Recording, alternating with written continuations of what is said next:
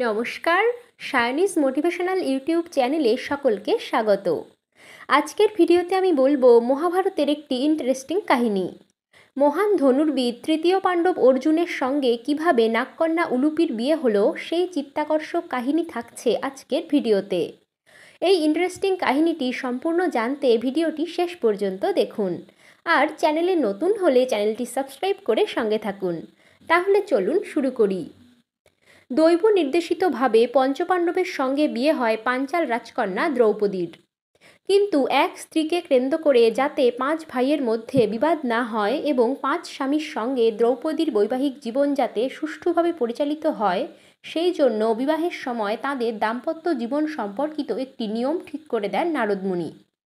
নিয়মটি হলো, এক স্বামীর সঙ্গে টানা 1 বছর বাস করবেন দ্রৌপদী।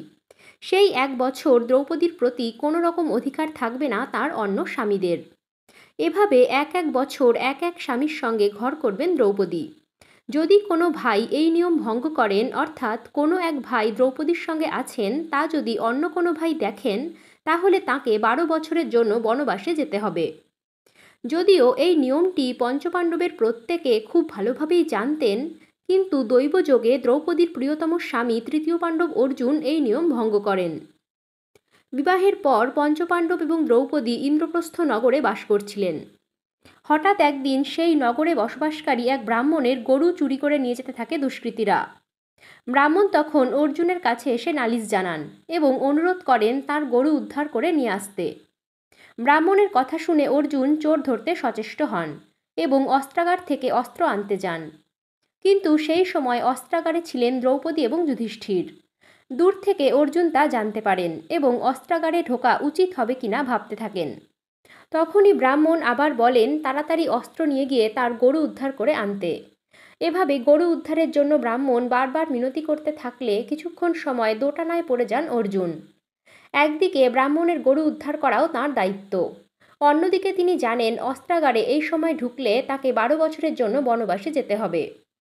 কিন্তু শেষমেশ অস্ত্র এনে ব্রাহ্মণের গরু উদ্ধার করাই কর্তব্য বলে মনে করেন অর্জুন, এবং যুধিষ্ঠির এবং দ্রৌপদীর সাক্ষাতেই অস্ত্রাগার থেকে অস্ত্র নিয়ে আসেন তিনি।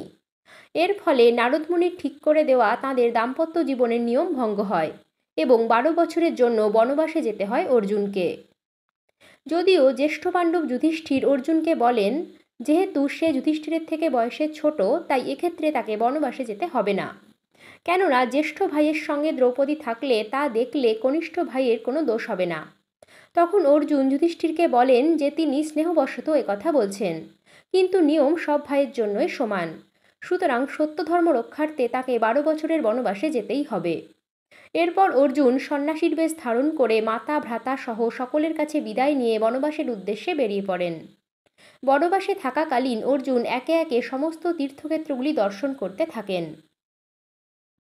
এভাবেই ঘুরতে ঘুরতে একদিন তিনি হরিদ্বারে এসে উপস্থিত হন। হরিদ্বারের গঙ্গায় স্নান করে ব্রাহ্মণেরা যখন অগ্নিহোত্র করতে বসেন, তখন অর্জুনও তর্পণ করতে গঙ্গা জলে নামেন। ঠিক তখনই জল থেকে নাগকন্যা উঠে এসে অর্জুনকে ধরেন এবং টানতে টানতে নিয়ে যান গঙ্গার গভীরে পাতালে তার নিজের গৃহে। আচমকা এমন অদ্ভুত ঘটনা ঘটায় অর্জুন খুব অবাক হয়ে যান।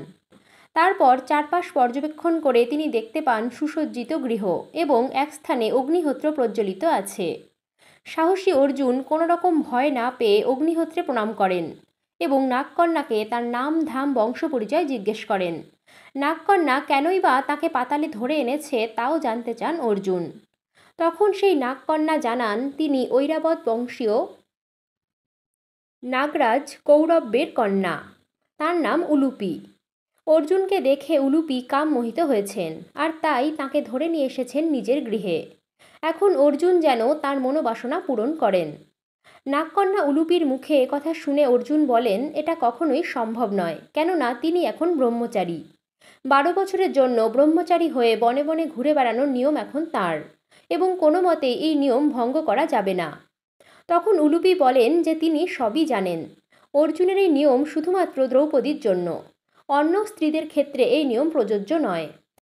আর তাছাড়া আর্তজনকে রক্ষা করাও তাঁর উচিত, অনুগত জনকে না ফেরানোর কথাই ধর্মে বলা আছে। এভাবে নানান কথায় অর্জুনকে বোঝাতে লাগলেন উলুপি। শেষে তিনি বললেন, অনুগত জন আমি কহিনু নিশ্চয়, এক পুত্র দান মোরে দেহ মহাশয়। তোমার ঔরসে এক পুত্র আমি চাই, তাহার অধিক কাম্য কিছু মোর নাই। অর্থাৎ অর্জুনের ঔরসে একটি পুত্র কামনা করলেন উলুপি। উলুপির কাতর বাক্যে শেষমেশ অর্জুনের মন দ্রবীভূত হল এবং অর্জুন তার প্রস্তাবে রাজি হলেন। তখন ধর্মসাক্ষী করে উলুপিকে বিয়ে করলেন অর্জুন এবং পত্নী হিসেবে তাকে গ্রহণ করলেন। তারপর সেই রাতটি পাতালে নববিবাহিতা পত্নী উলুপির সঙ্গে কাটিয়ে পরদিন সকালে পাতাল থেকে বেরিয়ে গঙ্গা দিয়ে উঠে এলেন অর্জুন। তার সঙ্গে থাকা ব্রাহ্মণেরা অবাক হয়ে অর্জুনকে এ ব্যাপারে জিজ্ঞেস করলে তিনি সমস্ত বিবরণ তাঁদেরকে বললেন। এরপর সেখান থেকে অন্য এক তীর্থক্ষেত্রের দিকে রওনা হলেন অর্জুন সহ ব্রাহ্মণগণ। তাহলে আমরা দেখলাম পত্নী উলুপির সঙ্গে মাত্র এক রাতের দাম্পত্য জীবন ছিল অর্জুনের। নাগকন্যা উলুপি এবং অর্জুনের একমাত্র পুত্রের নাম ইরাবন, যিনি কুরুক্ষেত্রের যুদ্ধে অংশ নিয়ে বীরের মৃত্যুবরণ করেন। মহাভারতের আদি পর্ব ছাড়া আর কোথাও উলুপির উল্লেখ সেভাবে না থাকলেও অশ্বমেধ পর্বে আমরা দেখতে পাই যুধিষ্ঠিরের অশ্বমেধ যজ্ঞের ঘোড়াকে কেন্দ্র করে অর্জুন পুত্র বভ্রুবাহনের সাথে যুদ্ধ হয় অর্জুনের। মা গঙ্গার অভিশাপে সেই যুদ্ধে পুত্র বভ্রুবাহনের হাতে নিহত হন অর্জুন। তখন নাগকন্যা উলুপি সেখানে গিয়ে উপস্থিত হন এবং পাতাল থেকে নাগমণি এনে অর্জুনের প্রাণ বাঁচানোর পরামর্শ দেন। তখন বভ্রুবাহন পাতালে গিয়ে নাগেদের সঙ্গে যুদ্ধ করে নাগমণি নিয়ে আসেন এবং সেই নাগমণির সাহায্যে অর্জুন পুনরায় প্রাণ ফিরে পান। তাহলে বন্ধুরা, এই ছিল অর্জুন এবং নাগকন্যা উলুপির বিবাহের বিচিত্র কাহিনী। ভিডিওটি কেমন লাগলো অবশ্যই জানাবেন। ভালো লাগলে লাইক, শেয়ার, কমেন্ট করবেন। আর এ ধরনের আরও ভিডিও পেতে চ্যানেলটি সাবস্ক্রাইব করে বেল আইকনটি টাচ করে রাখবেন। অনেক ধন্যবাদ।